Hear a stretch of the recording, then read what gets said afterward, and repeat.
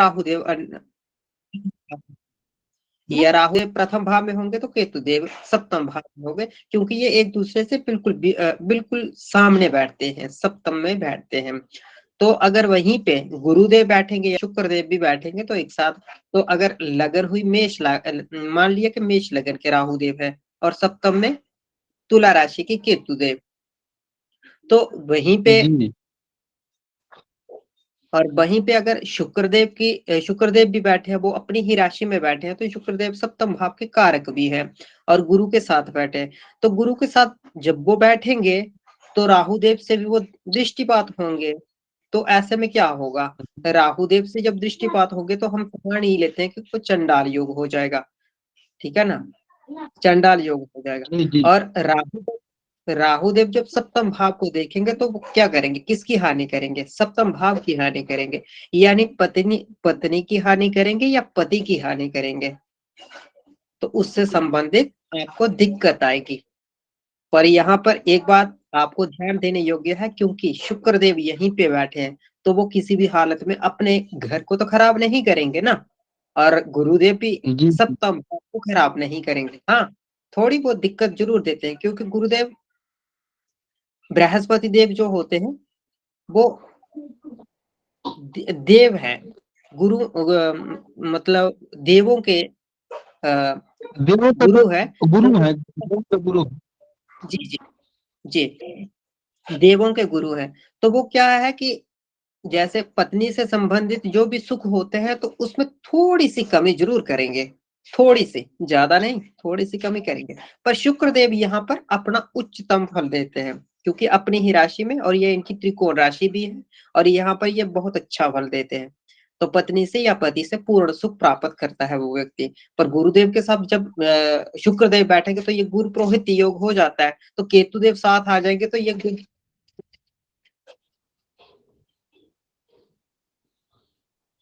जी जी भगवान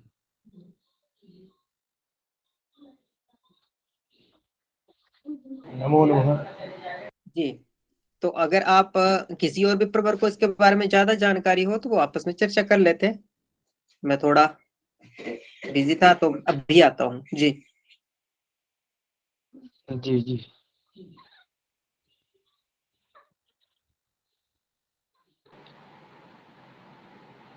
उपाध्याय गुरु जी, दृष्टियां बताइए, आप बताए थे ना दृष्टि।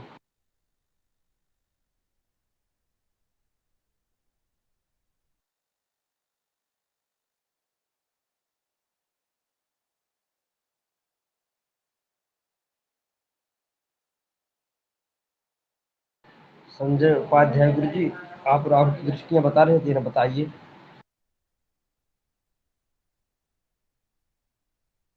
जी प्रभु।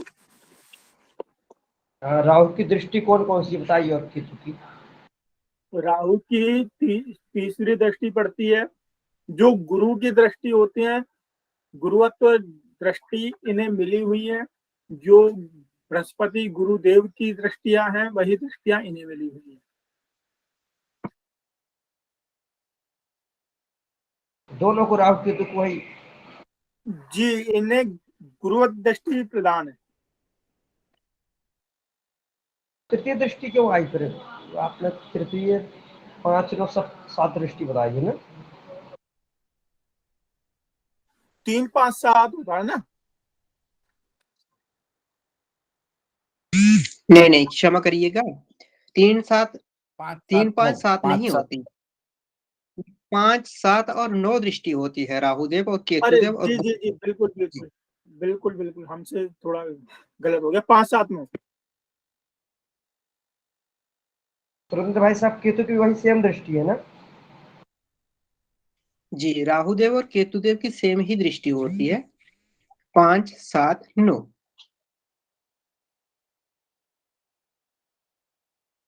जैसे भाई साहब राहु अपना दसम भाव में बैठा और केतु चतुर्थ भाव में बैठा, इसका फल क्या होगा।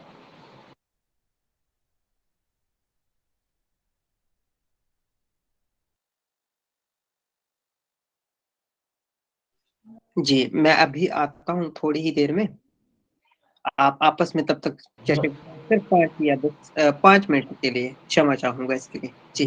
जी भाई जी भाई। जी उपाध्याय थे गुरु जी, आप कहाँ से हैं?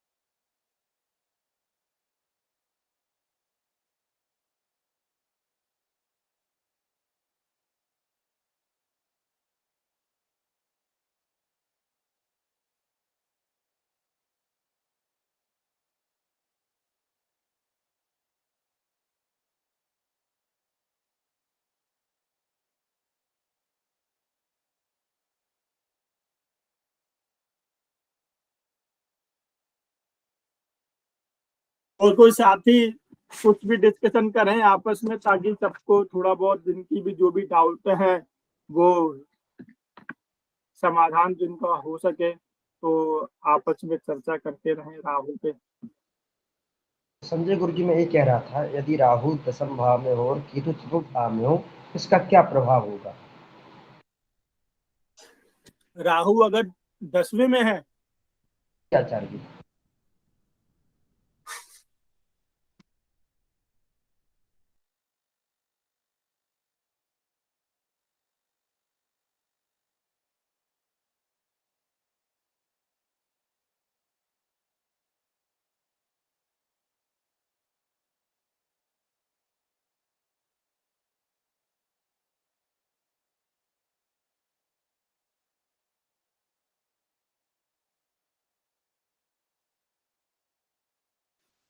अब क्योंकि दसम भाव हमारा पिता का भाग्य भी होता है, इसे हम भाग्येश भी कहते हैं, 10वां जो भाव होता है।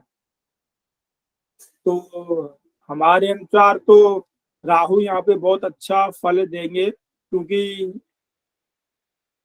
इनका जो भी कराते हैं अकस्मात कराने का इनका दृष्टि रहती है, कि पल भर में राजा और पल भर में रंक ये बना देते हैं, जैसा कि गुरुजी ने बताया था।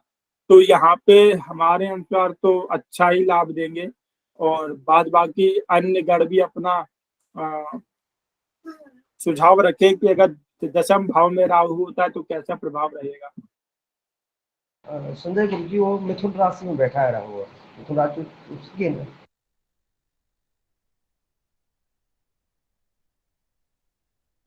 संजय गुरु जी, राहु दशम भाव में मिथुन राशि में बैठा है, उसका भी उत्तम फल है ना? किस राशि में बैठा हुआ है? मिथुन, मिथुन।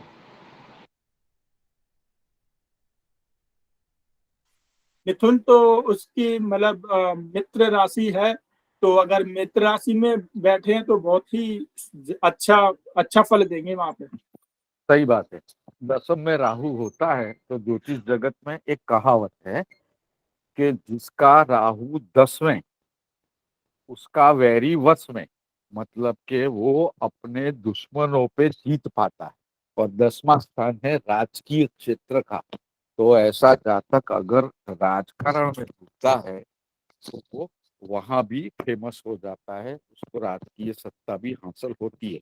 और अगर मिथुन में राहु बैठा है तो उसका मालिक बुध राहु का मित्र है, वो मित्र राशि में है। तो जो 10वां स्थान का जो हम फलित करते हैं वो सब में राहु 4 गुना बढ़ोतरी कर देता है। और आचार्य जी, वर्तमान में मेरी राहु की ही दशा चल रही है। तो कोई ना कोई ऐसा आकस्मिक बनाव बनेगा जिससे आपको लाभ होने वाला है। राहु की दशा में गुरु की अंतर दशा चल रही है।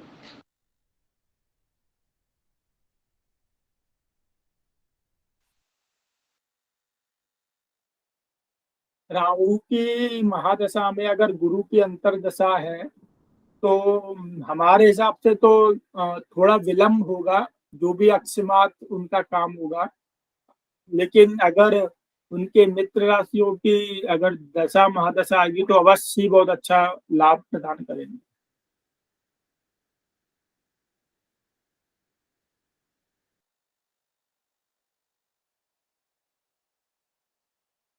और केतु चतुर्थ में हो गया तो केतु क्या सुख संपत्ति में बाधा पहुंचाएगी, क्योंकि केतु बाधा कारक ग्रह है ना, और मोक्ष का भी ग्रह है ना।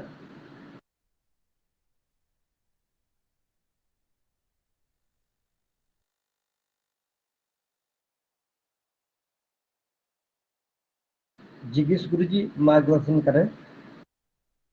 जी, अगर केतु चतुर्थ भाव में है तो ऐसे जातक के हृदय में कोई ना कोई चिंता बनी रहती है, आकस्मिक चिंता आ जाती है, उसकी माता जी को कुछ ना कुछ प्रॉब्लम आते रहता होगा। जी आचार्य जैसे होता है। जी गुरुदेव, अगर 12वें स्थान में हो के राहु,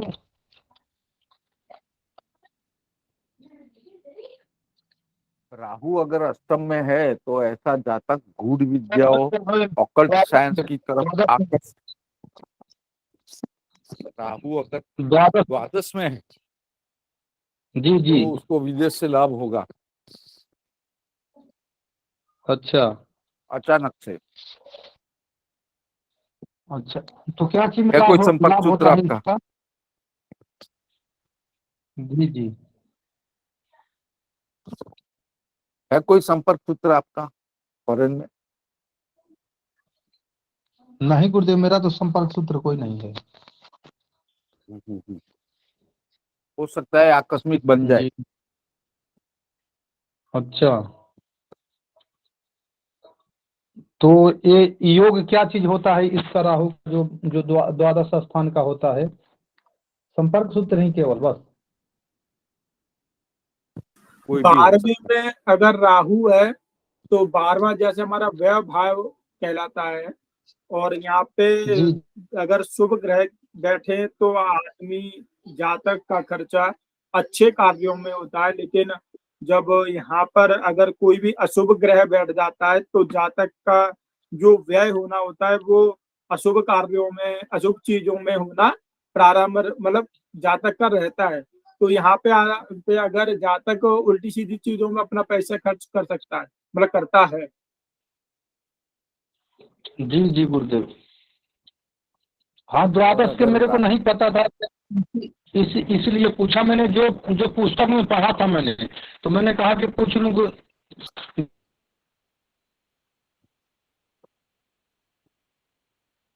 गुरुजनों से कल्याण कहें। अच्छा किया पूछा।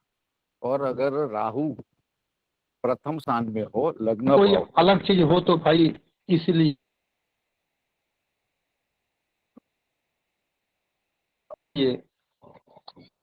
हाँ जी, अगर राहु प्रथम भाव यानी लग्न भाव में होता है तो ऐसा जातक कब क्या करेगा ये पता नहीं चलता है।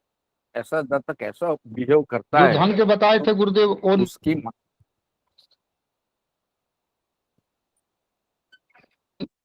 हाँ जी जी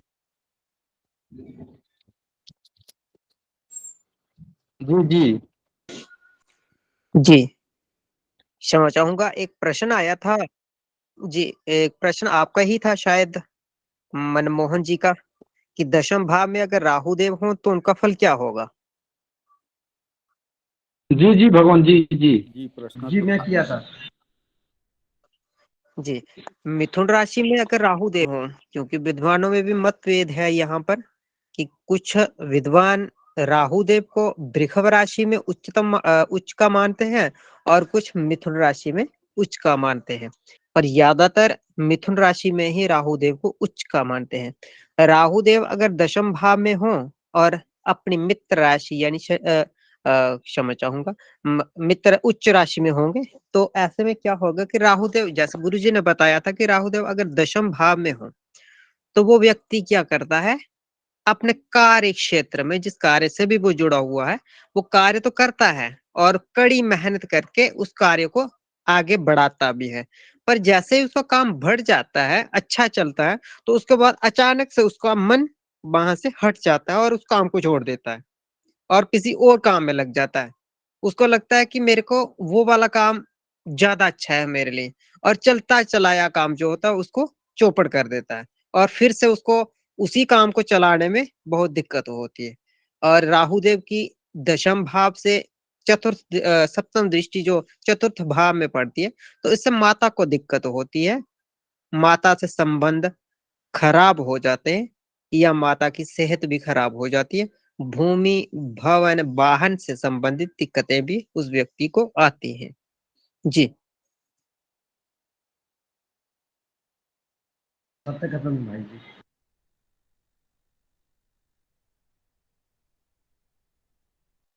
तो राहु की जैसे मिथुन राशि उच्च की हो गई, केतु की कौन सी राशि उच्च की होगी? जी, उससे भी बिल्कुल विपरीत देखेंगे सप्तम भाव में। तो अगर राहु देव मिथुन राशि में उच्च उच्च के हो रहे हैं, तो इसी के साथ तो केतु देव उसी के सामने वाली राशि में यानी धनु राशि में उच्च के माने जाएंगे। तो यहाँ पर भी विद्वानों का मतभेद तो हो, मतभेद यहाँ पर भी है, क्योंकि कुछ विद्वान वृश्चिक राशि में इसको उच्च का मानते हैं और कुछ मिथुन का उच्च का मानते हैं। जी।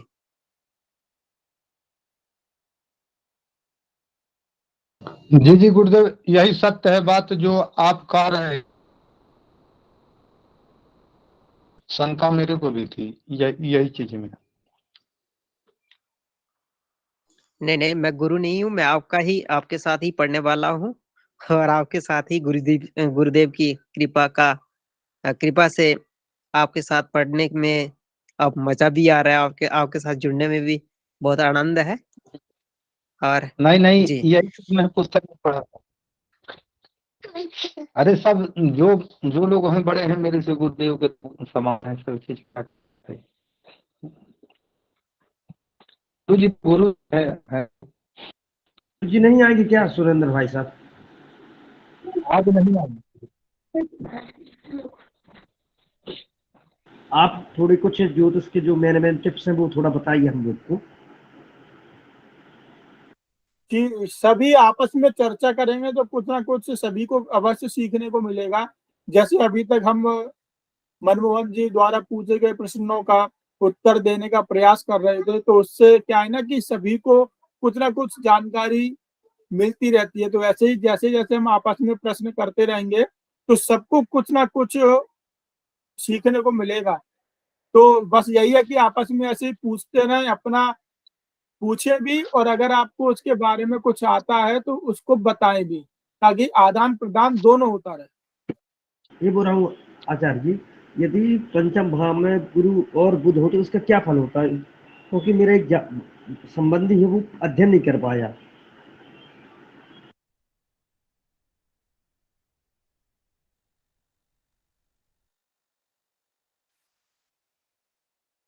वो अगर पंचम भाव में हो या फिर गुरु की दृष्टि पड़ रही हो, तो जैसा कि गुरु जी ने बताया था कि पंचम भाव हमारा संतान भाव का भी होता है। यहाँ पे संतान की संतति का बारे में देखते हैं। तो होता क्या है कि अगर किसी क्रूर ग्रह की या फिर सूर्य की या फिर मंगल की दृष्टि पड़ती है, तो वहां पे मिस कैरेज की चांसेस बहुत ज्यादा बढ़ जाते हैं। किंतु गुरु के होने से या गुरु की भी दृष्टि पड़ने से वो वैसा नहीं हो पाता है। संतान के हड्डियों में, संतान की आंखों में कुछ दिक्कतें हो सकती हैं, किंतु मिस कैरेज भ्रूण हत्या का जो होना होता है वो रुक जाता है गुरु के पंचम भाव में होने से, अथवा गुरु की पांचवें भाव पर दृष्टि पड़ने से। गुरु के साथ यहाँ पर बुध है तुला राशि में।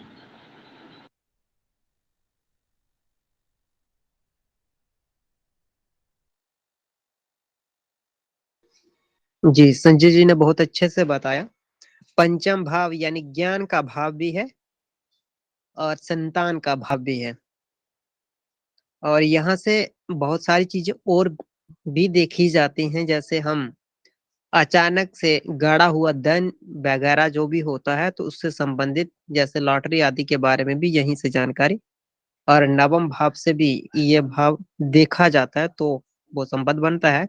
वैसे ये बात अलग से है, फिर भी यहाँ पर संतान भाव के बारे में आप पूछ रहे हैं, तो यहाँ पर गुरुदेव होंगे और बुध देव अगर यहीं पे होंगे और अपनी ही राशि में हो तो बहुत बढ़िया होगा।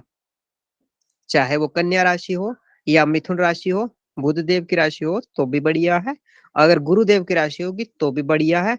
और अगर गुरुदेव अपनी उच्च राशि में होंगे तो भी अपना बढ़िया प्रभाव देंगे। और बुध देव अगर वो तो अपनी ही राशि में उच्च के होते हैं, तो ऐसे में क्या होगा कि अगर गुरुदेव अपने उच्च की राशि में होंगे और किसी ग्रह, दुष्ट ग्रह से या पाप ग्रह से दृष्टिगत नहीं हो रहे, तो ऐसे व्यक्ति को संतान से संबंधित कोई भी परेशानी नहीं आएगी, उसके घर में पुत्र अवश्य होगा। और बुध देव होंगे तो वो पुरुष ग्रह के साथ होंगे तो वो ऐसा ही प्रभाव देंगे, जैसे गुरुजी ने बताया था कि देव ग्रहों के साथ बैठेंगे तो देवतुल्य प्रभाव देंगे, और पाप ग्रहों के साथ बैठेंगे यानी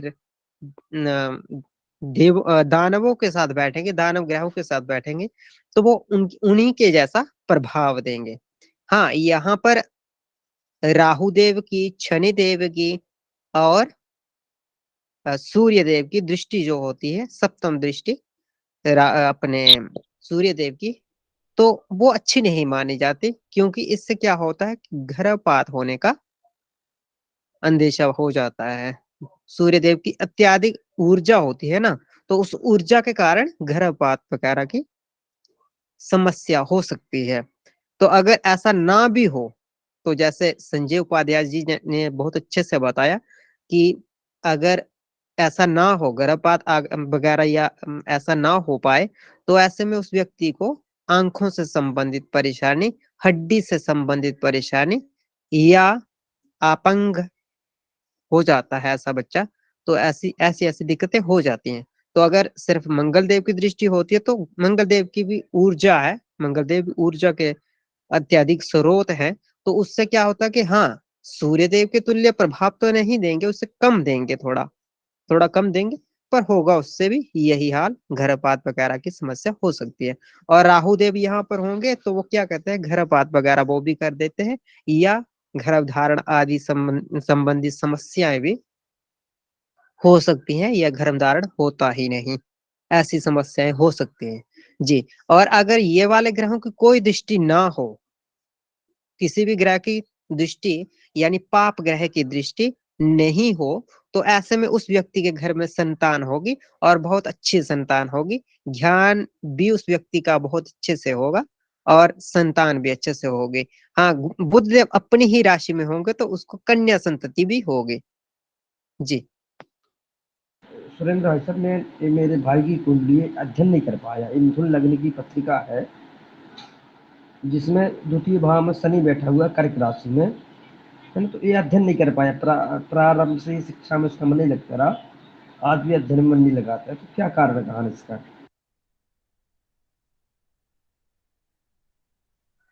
जी, प्रश्न फिर से दोहराइएगा। नमो नमः सुरेंद्र भाई साहब, ये मेरे छोटे भाई की पत्रिका है, इसका अध्ययन में मन नहीं लगता है। ये मिथुन लग्न की पत्रिका है ना। द्वितीय भाव में शनि बैठा हुआ है, जहाँ से प्रारंभिक शिक्षा की का विचार करते हैं कर्क राशि में। तो इसका क्या कारण है?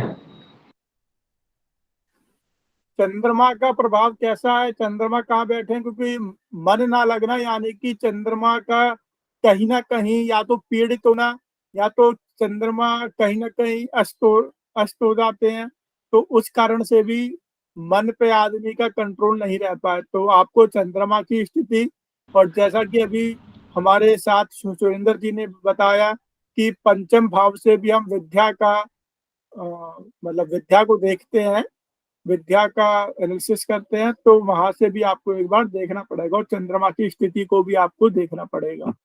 गुरुजी चंद्रमा वृश्चिक राशि में षष्ठम भाव में विराजमान है शुक्र के साथ।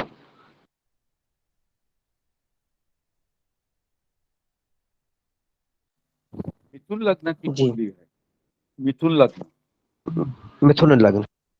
ओके, और बाकी के ग्रह बताओगे आप? बताएंगे। बताइए। अगर हो सके तो आप यहाँ पे स्क्रीन पे कुंडली शेयर कर सकते हैं। किसी किसको नहीं तो आता मैं है, कॉपी में लिखा हुआ दिखाऊंगा आपको। मुझे खुद को नहीं आता है, ऐसे इनको ना आए तो लिखा दे।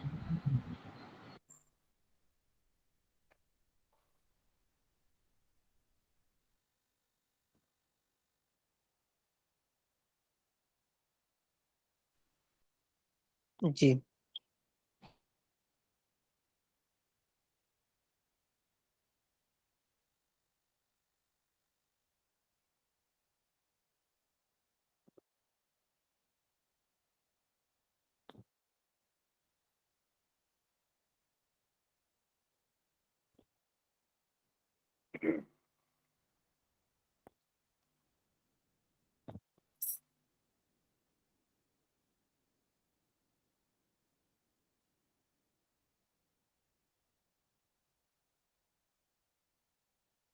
नौवें स्थान में कुंभ राशि में कौन सा ग्रह है?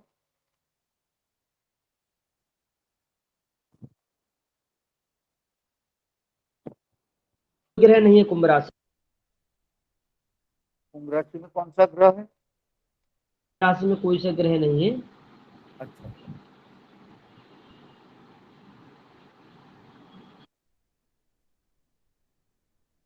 उसका विद्याभ्यास का हमारे प्रश्न। अनुसार तो इसका पढ़ने में मन लगना चाहिए, क्योंकि इसका जो पंचम भाव है उसमें सप्तम में बुध और गुरु बैठे हुए हैं, और सप्तम यानी कि तुला राशि, तुला यानी कि शुक्र, और जब शुक्र सर्वशास्त्र प्रवक्तारम और बुध अपने आप में विद्या के कारक हैं, प्लस गुरु साथ में बैठे हुए हैं, तो इसमें हमारे अनुसार तो इसका पढ़ाई में बहुत अच्छा होना चाहिए था। शुक्र कहाँ बैठा है? शुक्र मुझे ठीक से दिखाई नहीं दे रहा है। शुक्र अष्टम भाव में वृश्चिक राशि में चंद्र के साथ बैठा हुआ है। चंद्र के साथ। चलिए एक उपाय बताता हूँ। बच्चे की उम्र कितनी है? 17 वर्ष है। ओके, गुरु जी एक काम कीजिए, आप बच्चे को बोलिए सुबह में अपना सूर्योदय के बाद, सूर्योदय के टाइम पे चालू कर दे तो बहुत अच्छा है।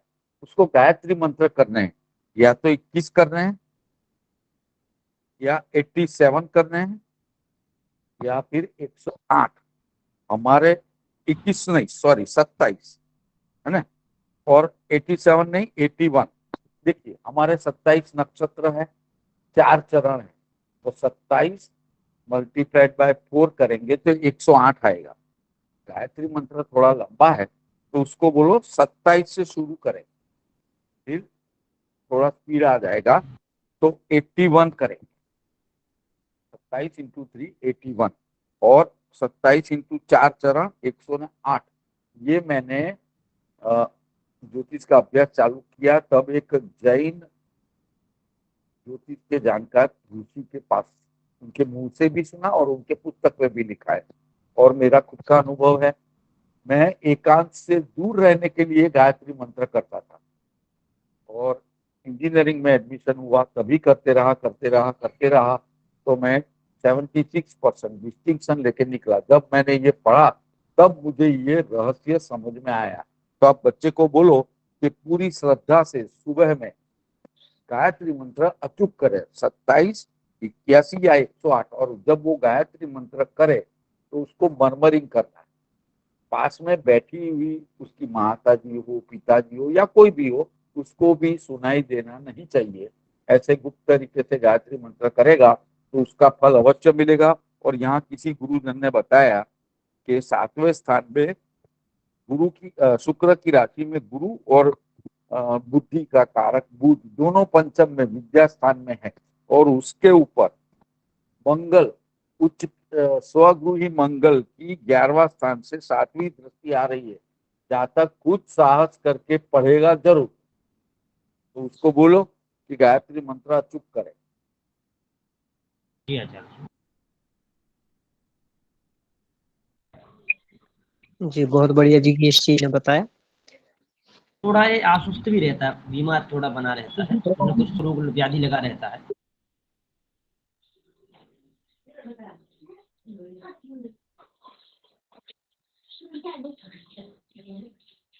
आचार्य जी, इस जातक को कुछ न कुछ रोग बाधा बनी रहती है, क्या कारण इसका?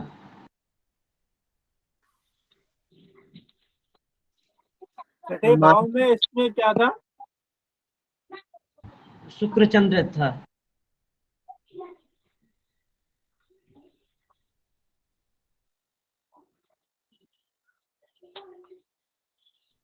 देखिए जो ऐसे नजला वगैरह रहता है क्या, सर्दी जुकाम? उसका जो मन का कारक है चंद्र, वो नीच का है वृश्चिक राशि में, इसलिए उसका माइंड वीवरिंग रहता है। इसलिए जब आप उसको गायत्री मंत्र करने का बताओगे, वो करेगा अपना मन लगा के, तो सब चीज में उसका सुधार आ जाएगा, उसका मन स्थिर हो जाएगा। क्योंकि मन, चंद्र जो है मन, वो वृश्चिक का नीच का है, 6वें स्थान में है, इसलिए ऐसा है।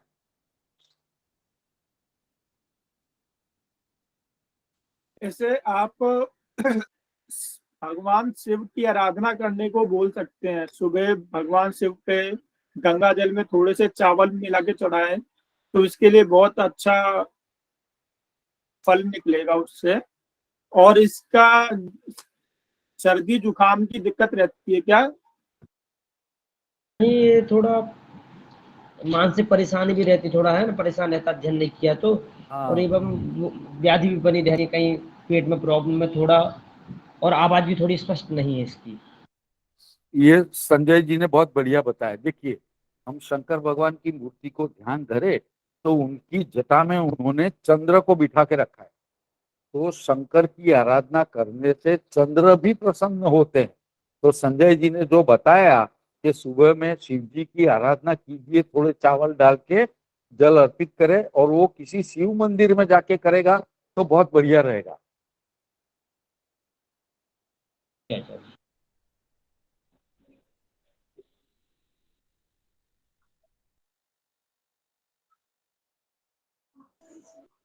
जी बहुत बढ़िया से बताया हमारे जिज्ञेश जी ने और उपाध्याय जी ने। सत्यव्रत जी एक बार फिर से इस कुंडली को अपने स्क्रीन पे लगाइएगा एक बार। जी आप पंचम भाव के बारे में पूछ रहे थे, ज्ञान के बारे में पूछ रहे थे, विद्या अध्ययन के बारे में पूछ रहे थे, तो इन्होंने बहुत अच्छे से बताया भी है। और इनको मानसिक पीड़ा होगी क्योंकि चंद्रदेव इनके 6ठे भाव में है, तो इनको मानसिक पीड़ा तो होगी।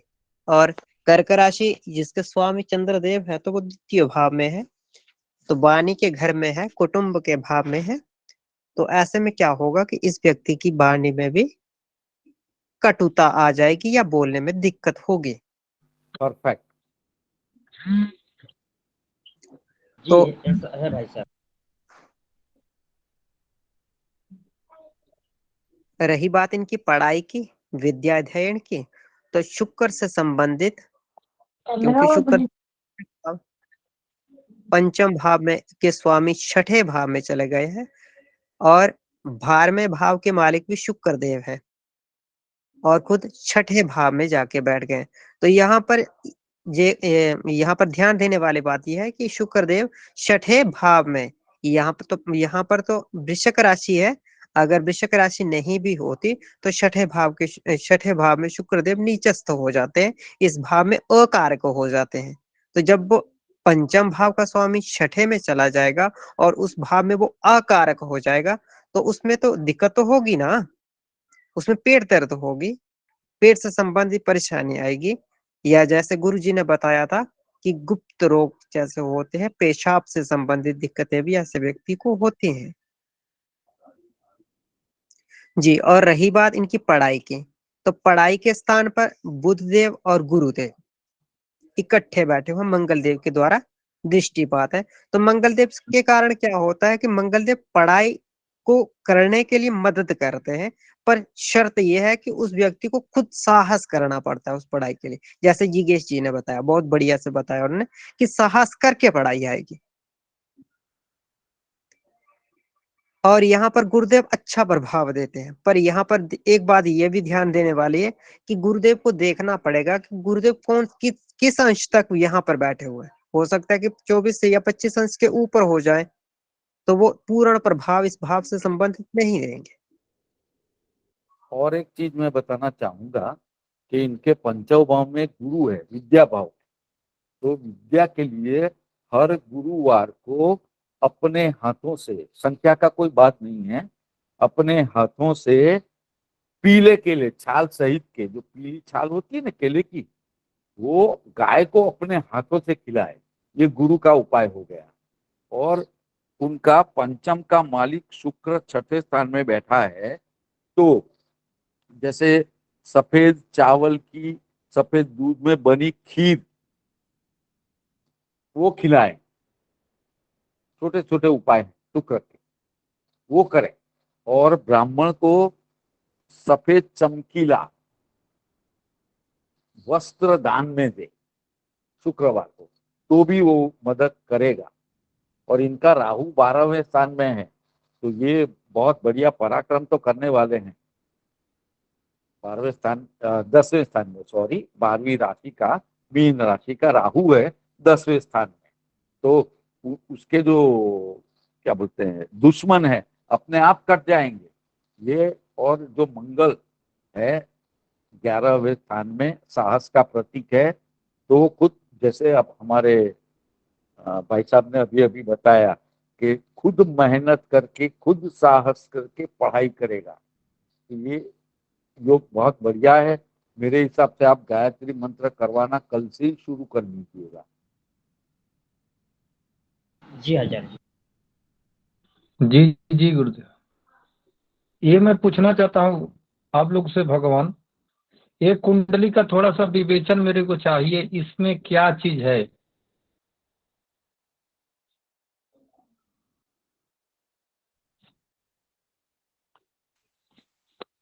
आप कुंडली एक बार स्क्रीन पे लगा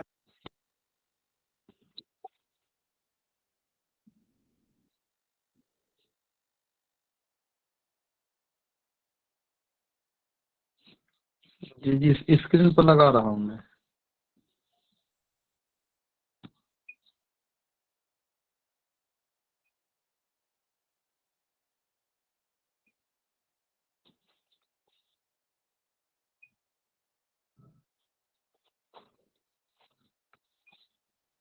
इन पर कहाँ से आएगा इसके?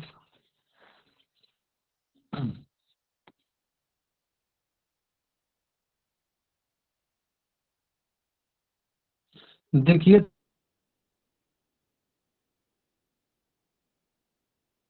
थोड़ा सा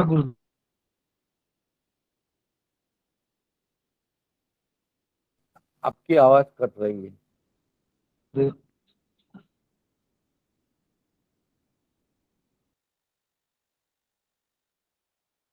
जी, किसी और विपर वर्ग का कोई प्रश्न हो तो प्रश्न पूछिए, उसके बाद समय भी हो रहा है, 9 बज गए हैं।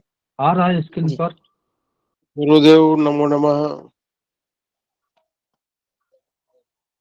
गुरुदेव मेरी जन्मपत्री है, तुला लगन की जन्मपत्री बन रही है, और पंचम स्थान में चंद्र और राहु है।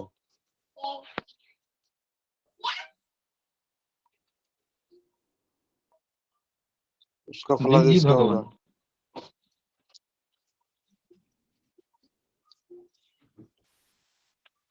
कुंडली साफ नहीं दिख रही।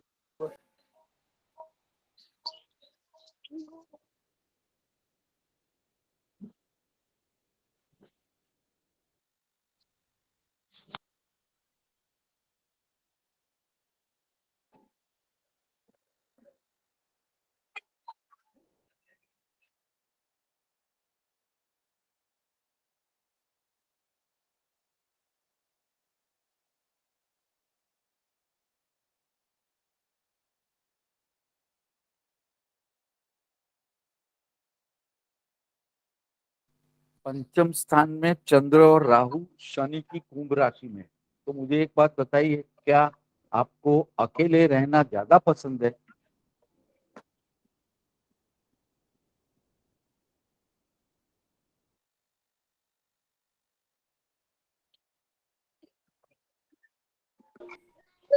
तुला लगन है और पंचम स्थान पे तीन राहु है। हाँ, वो बराबर है। पंचम स्थान में कुंभ राशि का चंद्र और राहु है। तो क्या आपको अकेले रहना हाँ पसंद है और आपको आध्यात्मिक ज्यादा पसंद है? हाँ गुरुदेव, बराबर है और मैं भाग्य से ना, जी। मेरा भाग्य चंद्रमा ही है। नहीं, आपका भाग्यश तो बुध है। नहीं, भाग्य से बुद्ध नहीं है। नहीं, भाग्य स्थान माने नौवां स्थान। नौवें स्थान में 3 नंबर आता है ना, 3 अंक आता है, तो उसका मालिक बुध होता है। तो आपका भाग्यश बुध है। चंद्र आपका 10वें स्थान का मालिक बनता है, कर्म स्थान का। और कर्म स्थान जब पंचम स्थान से जुड़ता है तो ऐसा आदमी अपना पूरा मन लगा के अपना काम करता है। आप कर्मकांड वगैरह करते हो? हाँ गुरुदेव, कर्मकांड करता हूँ। बस बस, बहुत बढ़िया है। आप उसमें पूरा मन लगा के काम करते हो और उसमें राहु देव साथ में है। राहु जब त्रिकोण स्थान हमारे पहला, पांचवा और नौवां में आता है, तो राहु जब पंचम स्थान में आ जाता है तो योग कारक की भूमिका बजाता है। तो आप जब भी किसी के वहां कोई कार्य करने जाते हो तो पूरे तन मन धन से समर्पित होके करते हो। हाँ, काम तो भी करता हूँ। हाँ, ये बराबर है, यही करते रहिए आप। पूजा आपका पाठ शनि, करता शनि कहाँ है? शनि शनि हूँ। पंचम मेरा स्थान, शनि में द्वितीय स्थान पे। द्वितीय स्थान में, नहीं, तृतीय पे, तीसरे स्थान पे। यानी धन राशि का है शनि। हाँ हम्म,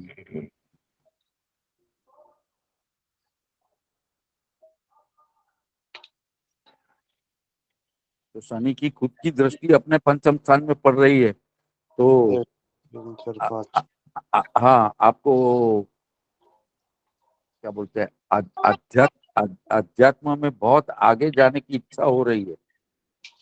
हाँ, को सानिध्य मिल जाए गुरुदेव का, आगे तक हाँ, पहुंच जाऊं। ऐसा होने वाला है, मुझे ऐसा लगता है। इच्छा होती है मेरे की आध्यात्मिक में, पर को सानिध्य नहीं मिल रहा अभी मेरे को। क्योंकि मेरी इच्छा होती है गायत्री प्रोत्साहन करने की। क्या करने की इच्छा है? गायत्री प्रोत्साहन।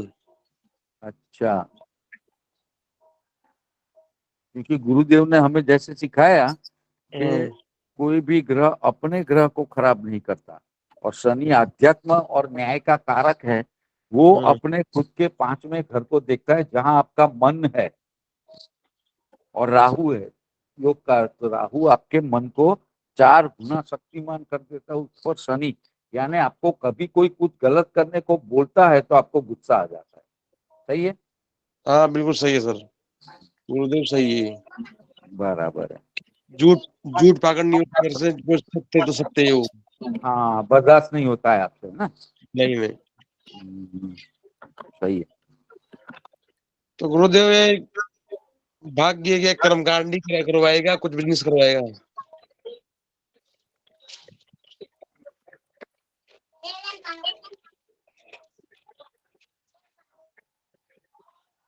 आपका बुध कहाँ है? बुध, मेरा बुद्ध है लगन में।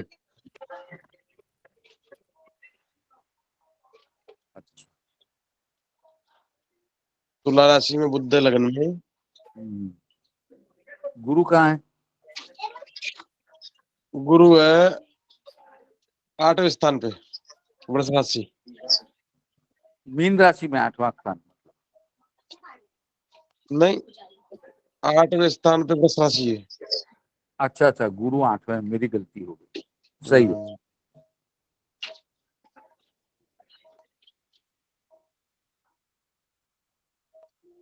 चलो, क्या कर्म? ये भी एक अच्छा है कि छठे, 8वें और 12वें का मालिक अगर 6 8 12 में बैठता है तो ये अवयोग भंग करके सुयोग करता है। तो आप किसी विद्या के काम में जुड़ सकते हो। जैसे आप ज्योतिष विद्या हासिल कर लो और दूसरों को फीस लेके पढ़ाओ या ट्यूशन करो, वैसा कुछ आप कर सकते हो। अच्छा, शुक्रदेव कहाँ है आपके?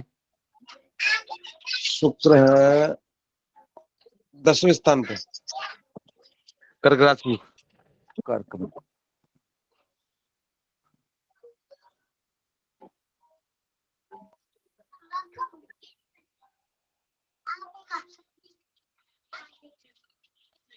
तो आप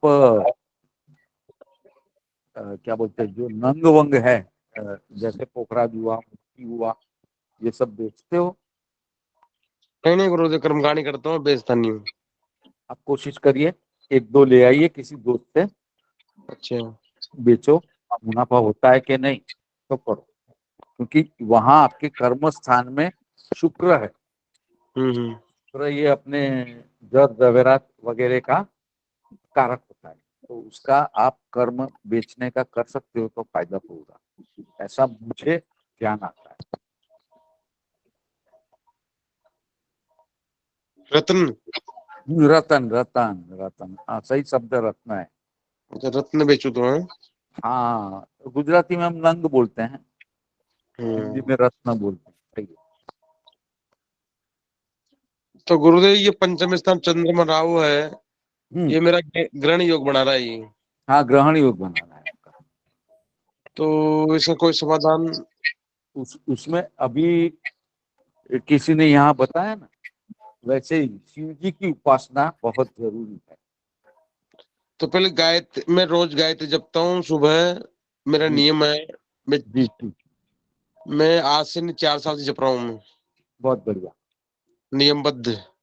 बिल्कुल बराबर है।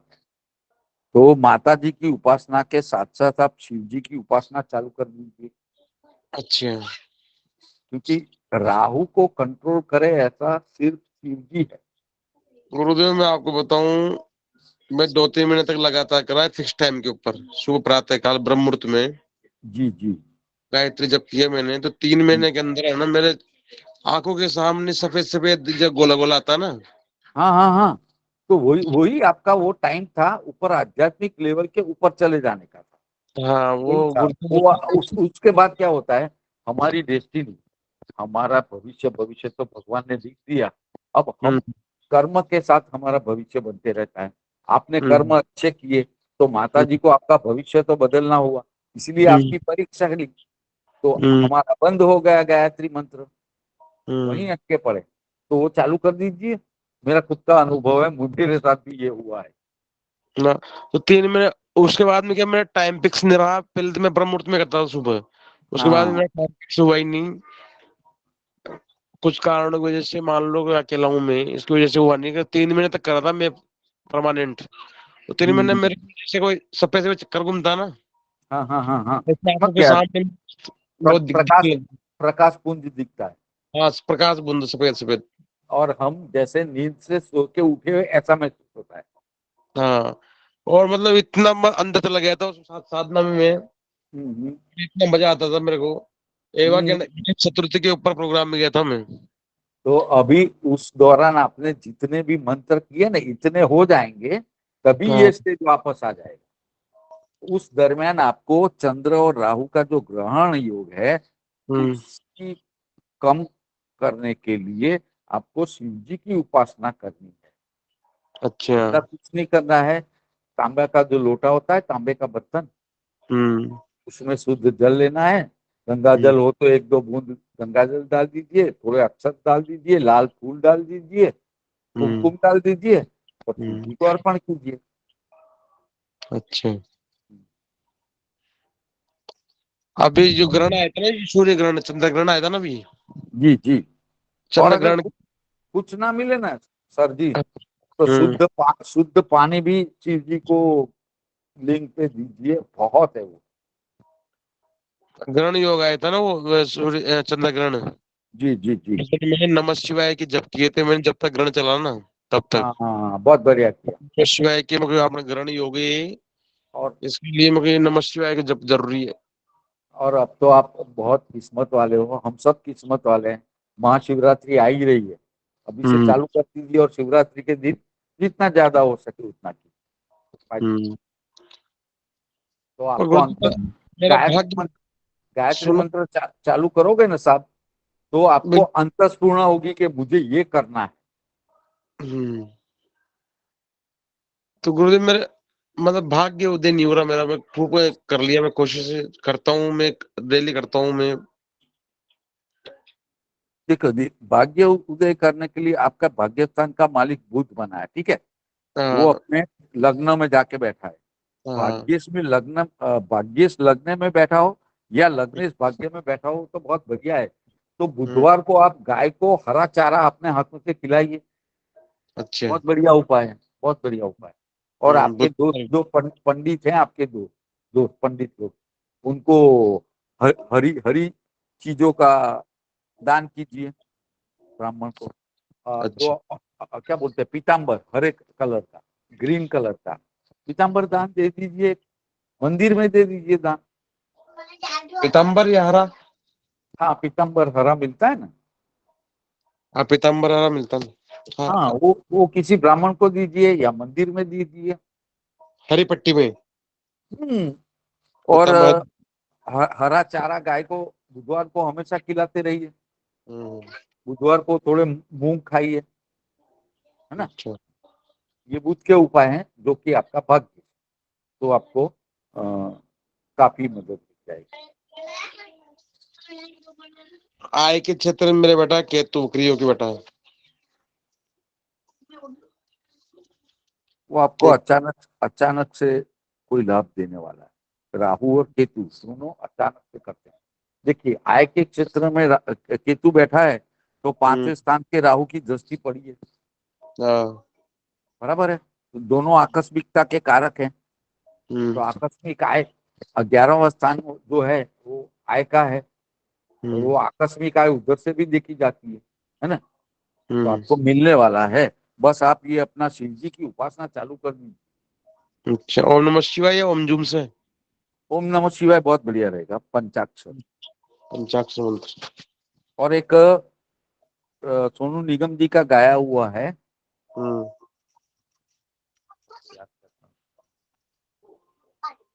आशुतोष शशांक शेखर चंद्रमौलि चिदम्बरा। हाँ हाँ ये यूट्यूब पे मिल जाएगा आपको, वो आप हाँ। सीख लीजिए और ये रटन करते करते शिव जी पे चलाइए, बहुत बढ़िया रहेगा। अच्छा अच्छा, ये स्तुति करते करते हैं।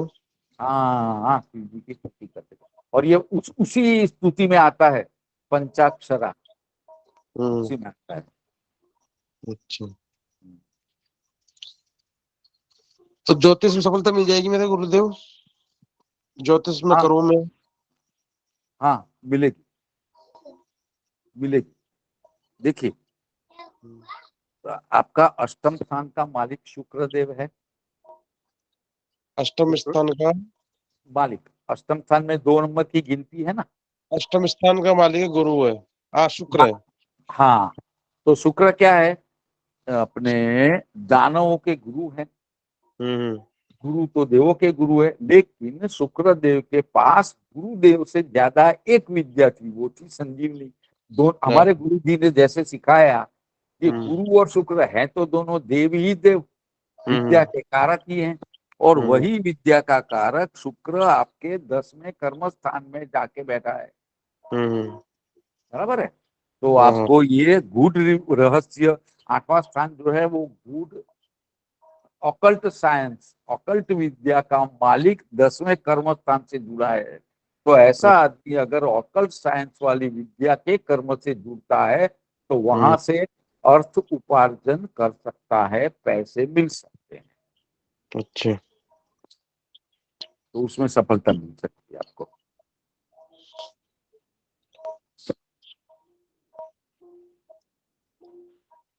तो गुरुदेव कितना टाइम में हो जाएगा मेरा भाग्य उदय? साल, 2 साल, 5 साल? तो गुरुदेव, उसमें तो हमें ना महादशा देखनी होती है, और मैं इतने आगे तक नहीं पढ़ पाया। नहीं गुरुदेव कोई बात नहीं, मैं ऐसे पूछ रहा हूँ गुरुदेव, ज्योतिष के लिए अच्छी विश्लेषण जन्म पत्ती के लिए अच्छी पुस्तक कौन सी पढ़े? पुस्तक तो बहुत सारी है, क्योंकि मैं गुजराती फल हूँ। दीपिका करके एक पुस्तक आती है, फल फल दीपिका, वो फल हमारे यहाँ पे ग्रुप में शेयर भी करी गई है, आप उसे ले सकते कौन सी पुस्तिका गुरुदेव? फल दीपिका, फिर से बोलिए तो। फल दीपिका, फल दीपिका। फल दीपिका, हाँ फल दीपिका, वो सुना है मैंने। नहीं तो अपना लघु पराशरी भी बहुत बढ़िया है। हाँ? अच्छा, जी जी, लघु पाराशर भी बहुत अच्छी है और हमारे ग्रुप में शेयर भी करी गई है, तो आप कहीं ना कहीं से पीडीएफ का लिंक आपको मिल भी जाएगा। सही है, सही है। कौन सी लघु पराशरी? हाँ लघु पराशरी, पीडीएफ है? वो तो मैंने अपने ग्रुप में तो नहीं देखा, मेरे पास तो गुजराती में प्रिंटेड है। अच्छा अच्छा। मैं गुजराती हूँ, तो मैं समझ अपनी मातृभाषा में ज्यादा समझ सकते हैं, हाँ इसलिए सही है। मैं गुजराती पुस्तकें लेता हूँ। नहीं नहीं, बहुत बढ़िया गुरुदेव, मैं राजस्थान से हूँ, जयपुर से हूँ। अच्छा, नमस्कार नमस्कार। नमस्कार सर। सर मेरे ज्योतिषी थी, आप गुरुजी आपको बताओ मेरे फिर से शेयर ज्योतिष कर थी। दो ग्रुप में। हाँ पुस्तक पीडीएफ में सर फिर भगवान फिर से शेयर कर दी जाए तो ज्यादा अच्छा रहे। पहले करी गई थी शेयर, एक बार फिर से देखते हैं, अगर होती है तो हम शेयर कर देंगे ग्रुप में। जी बहुत अच्छा संदेश जी। जी भगवान। अवश्य अवश्य शेयर करी जाएगी। आपके लोगों के ध्यान में है कोई ऐसा ग्रुप जो, जैसे हमने आज कुंडली का हमारी थोड़ी बहुत जो नॉलेज है उस हिसाब से डिस्कस किया, वैसा कोई ग्रुप है जहाँ डिस्कस होता है? गुरुदेव 9:30 बजे चलता है ग्रुप, वैदिक ब्राह्मण। हाँ वैदिक ब्राह्मण, उसमें तो मैं जाता हूँ, इसके अलावा कोई है? नो डाउट मैं 3 दिन से ही जाता हूँ वो कक्षा में। हाँ गुरुदेव, वही देखा था मैं तो इस पे, और तो मिला नहीं हमें मेरे को। हमें तो जगेश जी इससे अच्छा कोई ग्रुप लगता नहीं, और भी कक्षाएं होती हैं, लेकिन यहाँ पे जो गुरुजी पढ़ाते हैं और हाँ जो वो तो है। आपस में हम जो आपस में वार्तालाप करते हैं ना, हमें यहाँ पे ज्यादा अच्छा, मतलब सही समझ भी आता है और सही लगता भी है बजाय अदर ग्रुप्स के, तो इसीलिए हम मैं ज्यादा प्रेफरेंस यहीं देते हैं। सही है, मैं आपसे 100% सहमत हूँ। मैंने जब से ये ग्रुप ज्वाइन किया है, मुश्किल से 1 या 2 क्लास मिस किए होंगे, बाकी मैं अवश्य आ जाता हूँ। गुरुदेव जो ज्योतिष है ना, ये शास्त्र पढ़ने से ज्यादा प्रैक्टिकल सब्जेक्ट है ये। हाँ अपन इसका डिस्कस करेंगे, डिस्कस भगवान करने और से ज्यादा भगवान और गुरुदेव की कृपा चाहिए। डिस्कस से ज्यादा वो अच्छा होगी अच्छा, जो सही है, सही है। ज्यादा वो किताब पढ़ने से ज्यादा डिस्कस होगा ना, उसमें अच्छी मिलेगा ज्ञान।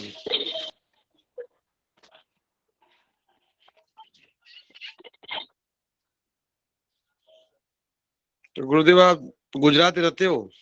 हाँ जी, हाँ जी। कर्मकांड करते हो या? नहीं नहीं, मैं इंजीनियर था, इलेक्ट्रिकल इंजीनियर। अच्छा और अच्छा। बड़े लंबे अरसे से मैं ज्योतिष के लेख भले समझ में ना आए पढ़ते रहता था, इकट्ठे करते रहता था। हम्म फिर जॉब में जब अकेला रहने लगा तो पढ़ने लगा। हम्म। तो हमारे गुजरात में एक बहुत फेमस ज्योतिषी हैं, महेश अच्छा, रावल उनका नाम है। अभी क्या तो नाम है? महेश रावल। महेश रावल।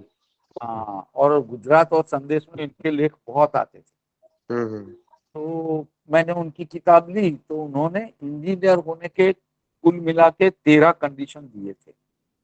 हम्म। तो मेरे 3 भाई इंजीनियर हैं, हम कुल मिला के, और मेरे साहब, मेरे कलीग इंजीनियर, सबकी कुंडलियां ली और अभ्यास चालू करके देखा, तो उन्होंने जो लिखा था वो 100% देखा मैं, हम्म। एकदम सही है। हम्म।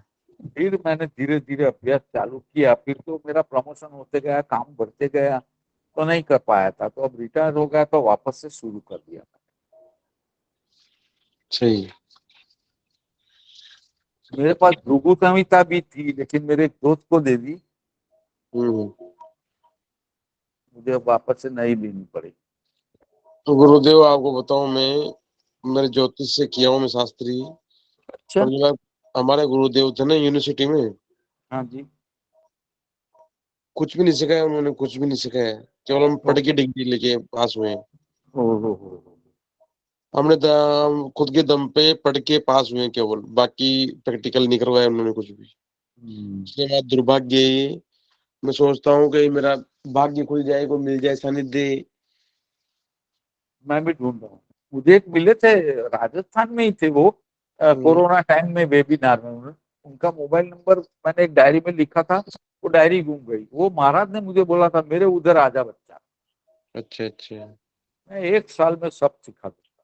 मैंने एक बार फोन भी किया था तो बोले कोरोना खत्म हो जाने के बाद आओ, क्योंकि मैं डायबिटिक हूँ। कोरोना में फंस गया तो मुसीबत होने वाली थी, इसलिए मैं नहीं गया। हृदय की कोई व्यवस्था हो तो बताओ। हाँ, अगर डायरी में मिल जाएगा तो मैं आपको मोबाइल नंबर दूंगा। मैं डायरी अरे खुद ढूंढता को हूँ। शर्म, गुरुदेव हम किसी को बता दें तो शर्म आती है खुद को ही। ना ना, ऐसा कुछ नहीं है। हमारे गुरुदेव बोलते हैं कि कहीं भी जाओ, कहीं बात निकले, जो चीज सीखते हो तो उल्टा सीधा जो भी आता है बोलो, देखो तभी भगवान भगवान को सामने हाजरा हजूर मान के बोलो। लेकिन कुंडली का डिस्कस करो, धीरे धीरे आपकी दृष्टि खुलती जाएगी।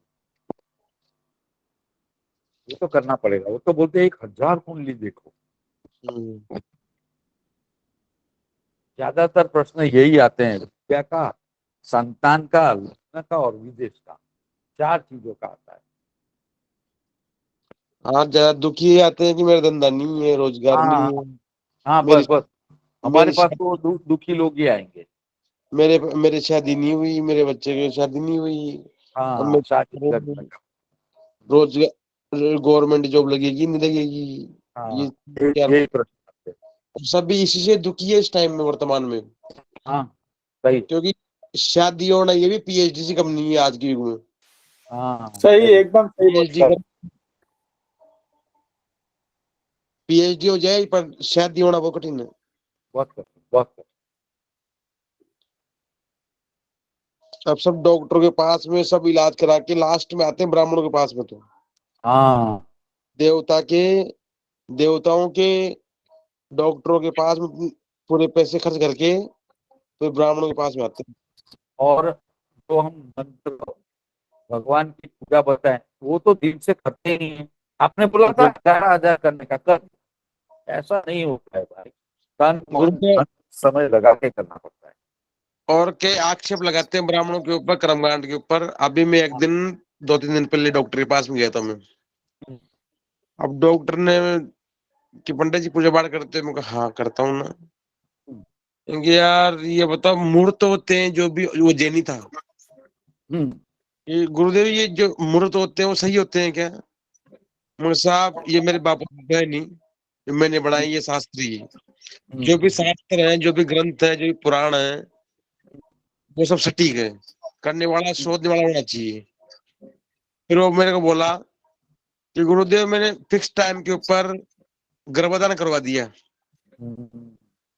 और फिक्स टाइम पे आजकल डॉक्टर लोग हैं कि पंडित जी वो कि इस टाइम पे यदि संतान का जन्म होगा तो बड़ी भाग्यशाली होगी वो। तो उस डॉक्टर ने ऑपरेशन करके वो उस बच्चे को निकाल दिया। तो आप बताओ इसका भाग्य कैसा होगा? ये प्रश्न पूछा मेरे से वो।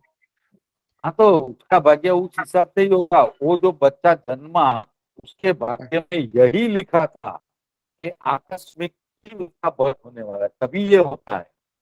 लेकिन हम तो नहीं नहीं, वो डॉक्टर क्या बोला कि जब मुहूर्त होते हैं ना, मुहूर्त करते हैं, तो जैसे अपन अच्छे मुहूर्त दिखा के पंडित के पास में, और गर्भाधान का मुहूर्त करते हैं कि इस टाइम में भी गर्भाधान होगा तो बच्चा बड़ा भाग्यशाली होगा, वीर होगा, योद्धा होगा। और फिर जैसे जन्म 9 महीने बाद में कि बच्चे का जन्म, फिर पंडित जी पास में जाता हो कि पंडित जी अब कब जन्म हो उसका, तो वो लड़का भाग्यशाली हो। फिर वो पंडित जी बताते कि इस टाइम में। तो डॉक्टर लोग क्या करते हैं कि उसी टाइम, ऐसे टाइम तो नहीं होता गर्भधारण हुआ है बच्चे जन्म होने का, और उस टाइम ऑपरेशन करके वो बच्चे को निकाल देते हैं वो। तो अब पंडित जी बताओ वो भाग्यशाली होगा कैसा होगा? तो हमें बोल देना है कि भाग्यशाली ही होगा। देखिए, एक है कि जैसा हाँ। कर्म उस हिसाब से उसका भाग्य बनने वाला है। अब हम्म। ये कर्म जो हुआ वो सही तो हुआ नहीं, नियति ने जो डिसाइड किया था उसके पहले या उसके बाद में उसका जन्म किया गया है, तो थोड़ा तो उसको सहन करना ही है। हम्म। और ये जैन डॉक्टर को बताना कि हम्म। जैन ऋषियों ने जितना ज्योतिष में योगदान दिया है उतना बहुत कम लोग ने दिया है। हम्म। जैन लोग नक्षत्र ज्योतिष में, नाग ज्योतिष में बहुत आगे हैं। हम्म। मैं मिल चुका हूँ दो तीन महाराज साहब से मुझे विद्या भी दे रहे थे, कि उनका जो चातुर्मास का समय होता है विहार तक निकल गए तो फिर आधा रह गया हमारा। 3 या 4 दिन उन्होंने बहुत बढ़िया, वो लिखने नहीं देते थे, बैठ के सब सुनाते थे 1 घंटा, तो 3 घंटे तो उन्होंने बहुत बढ़िया समझाया था। चंद्र मन क्या है, सूर्य आत्मा क्या है, राहु कैसा होता है, केतु कैसा होता है, ये बताता कि राहु किसी पहले स्थान में है बीच में, वो आदमी ऐसा बिहेव करता है कि माता जी को पता नहीं चलता कि ये लड़का क्या कर रहा है। आप उसको ध्यान से देखोगे तो उसकी आंखें बड़ी बड़ी होती है और उसके कपड़े अजीब से होते हैं, ये राहु की खातिर है। और ये भी कुछ अचानक से करता है।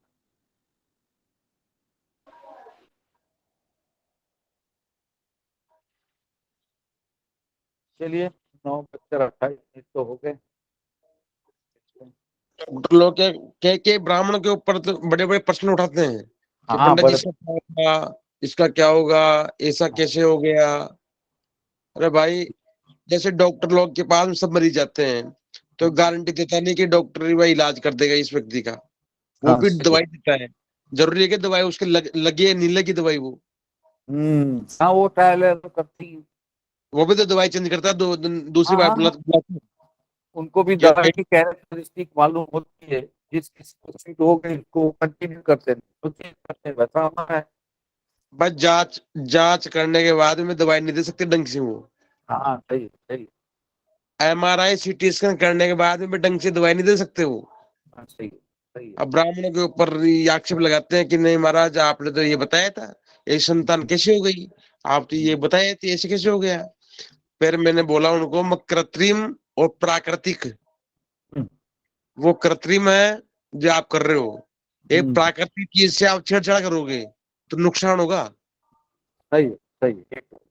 यदि आप प्रकृति से की छेड़छाड़ करोगे ना तो नुकसान होगा। सही है। एक तो प्राकृतिक होती है, एक कृत्रिम होता है। अब आप जो कृत्रिम गर्भधारण करवाए हो तो अब पता है कि जैसे बड़े बुजुर्ग लोग बोलते हैं कि जैसा बीज वैसा पौधा, अब पता नहीं हाँ बीज कौन सा है, कैसा क्या है, मूर्त क्या करेगा उसमें। हाँ हम्म। सही है एकदम। फिर वो घुमा फिरा के फिर वही बोला नहीं महाराज मूर्त की बात है। अरे मूर्त क्या करेगा यार, सही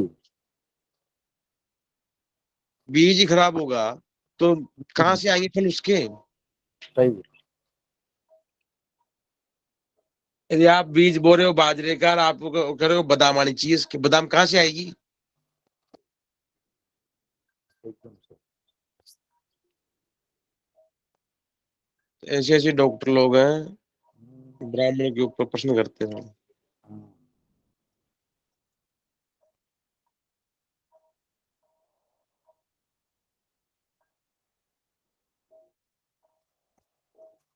चलिए गुरुदेव बाद में मिलते हैं। बिल्कुल बिल्कुल साहब, गुरुदेव कोई हो तो बताना, आप बताए नंबर मिल जाएंगे। हाँ मिल जाएंगे तो दे दूंगा। जरूर बताना है ना। पक्का पक्का। चलो जय ठीक, श्री जय श्री कृष्ण।